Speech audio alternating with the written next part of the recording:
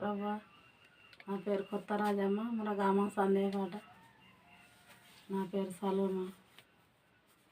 ఇక బాధలు వచ్చి నాకు చిన్న కొడుకు ముందుగా నమ్ముకున్నాక నా పెద్ద కొడుకు నమ్ముకున్నారు.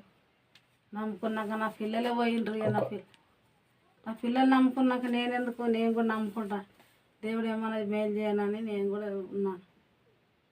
నా కొడుకు ముందుగా చిన్న కొడుకు బాప్తిజం చేసుకుండు. వాళ్ళ తర్వాత పెద్ద కొడుకు చేసుకుండు. పెద్ద కొడుకు ఇద్దరు ఒకసారి తీసుకున్నారు. నేను కూడా పెరిగిట్లా తీసుకున్నాక ఆయన కొన్ని రోజులు భర్తకి ఎన్నో దయ్యాలు దానాలు ఉన్నా కానీ తండ్రి తీయలేకపోయినా, ఖర్చు పెట్టలేకపోయినా ఇదంతా బాధొద్దు, దేవుడు మేలు చేస్తాడేమో అని అన్నీ అనుకున్న పనులని దేవుడు మేలు చేసిండు. నేను చర్చి ఓడిపెట్టినాడా పోయినాక కూడా అన్నీ తక్కువైనాయి. దయ్యాలు బియ్యాలకు అన్నీ తీసేసుడు తక్కువైనాయి. నాకు ఇంతే సంతోషం అనిపించింది. ఇక వారం అక్కడనే చర్చికి పోయినాము. ఇక ఉన్నాక ఒక ఏడాది ఉన్నాము. ఉన్నాక మా ఇంటికి మేము వచ్చినాక ఇక మాకు ఎన్నో బాధలు వచ్చినాయి. బాధలలో కూడా దేవుడే ఇలా చేసిండు. మాకు అన్ని దేవునికి చెప్పినాం, చెప్పినాం. దేవా నువ్వే నీకడే మాకేం ధనం లేదు, దైన్యం లేదు తండ్రి, నువ్వే ఉన్నాం. అన్నిటికీ ఉంచిన నువ్వే, కొండపోయిన నువ్వే అని అనుకున్నాం. మేలు చేసిండు. ఇక కొన్ని రోజులు నా పిల్లలు హైదరాబాద్ పోతామని పోయిండ్రు. పోతే పనులలో మేలు చేస్తాడు దేవుడు అని చేసినాం. కానీ దేవుడు నచ్చిన పనులు మేము చేయలే, నచ్చలే. ఈ దేవుడు ఏమనుకుండో ఎత్తేసిండు. బాకీలు అయినాయి. కారు పోయింది, 2 ఆటోలు పోయినాయి, టాటేసి పోయింది. నా చిన్న కొడుకు ఇలా మా వాళ్ళు చెప్పిన మాట వినకపోతే ఇట్లా మేలవుతాం అట్లా మేలవుతాం అని చెప్పిన పనులల్లా అవ్వ అన్నారు, చేసిర్రు. కానీ దేవుడు మమ్మల్ని ముంచేసిన దానికి ఇంటికి పోతే మా అమ్మ, మా నాన్న, మా అన్నమ్మ ఏమంటారు ఏమో అని నేను చెప్పక 12 రోజులు పోయినా ఇంధన వస్తానని గంగలో పడతానా, నదిలో పడతానన్నా, రైలు కింద పడతానా, ఎన్నో బాధల్లో నేను రాను, నా శవాన్ని పంపిస్తాను వాట్సాప్లో పంపించిన అన్న.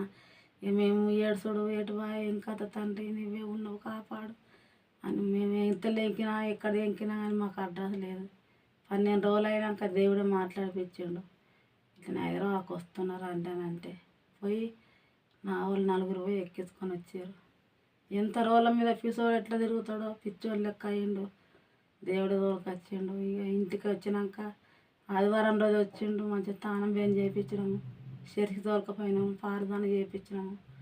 అందరు నా కొడుకు గురించి ప్రార్థన చేయమని అందరికీ ఏడ్చుకుంటూ ప్రార్థన చేసినాము. ఇంటికి వచ్చినాము. చీటి డబ్బా తెచ్చిన నా కడుపుకు నాకు దక్కిందని దేవుడు మేలు చేసిండని అయితే ఇంటికి వంచినాము. మళ్ళీ ఒక వారం నెల లోపటినే అమ్మ నేను పెళ్లి చేసుకుంటా అంటే ఏడు అడిగినా కానీ 10 రూపాయలు పుట్టనిస్తలేరు. వాళ్ళు ముంచేసిరని మొత్తం రాజ్యం అంతా ఎరకైపోయింది. వాళ్ళు ముంచేస్తారు, వాళ్ళకి బాకీలు ఎత్తియాలని మమ్మల్ని దూరం కొట్టి వాళ్ళు ఇస్తామంటారు, రేపు ఇవ్వమంటారు అని కూడా దేవుడు మేలు చేసిండు. అన్ని ఉద్దాలు తెచ్చినాము.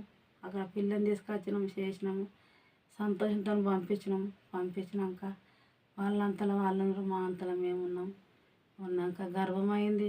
ఆ గర్భంతో గడ్డ కూడా దూరాంచింది. పొద్దున్న నెల పడ్డాక 5 నెలలు అలా చూపిద్దామంటే క్యానింగ్ తీస్తే గడ్డ ఏర్పడ్డది. ఆ గడ్డకు కూడా తండ్రి ఆపరేషన్ చేస్తామన్నారు, హైదరాబాద్ తీసుకోమన్నారు, పిల్లలకు గ్యారంటీ ఇవ్వమన్నారు. మళ్ళీ మెట్టుపల్లి తీసుకపోతే అమ్మ మంచిదయ్యి అమ్మ చూసింది. ఆమెకు కూడా దేవుని మాకు పాయిస్తరమేనట. ఆ అమ్మ మేలు చేసి నేను చేస్తే మంచిగా నా దగ్గర నెలకు రండి అమ్మ అని చెప్పింది. పోయినరు నెల కాడ చూపించుకోరు. గడ్డ పెరగకుండా మందులు రాసింది. ఇక పొద్దున్నే వడంగా తీసుకుపోయినాక పిల్లని తీసిర్రు. పాదొక్క కిలో గడ్డి వెళ్ళింది. ఇక దేవుడే మేలు చేసిండు. అన్నిటికీ సంతోషపడ్డాము. ఇక అన్నీ దేవుడికి చెప్పినాము. ఇప్పుడైతే గడ్డ నార్మల్ వచ్చింది, మంచిగానే ఉందట. గడ్డ మంచిగా వెళ్ళిందట. పిల్లవాడు కూడా మంచిగానే ఉన్నాడు దేవుని కృప మీద. దేవుని సాక్ష్యము ముగించాక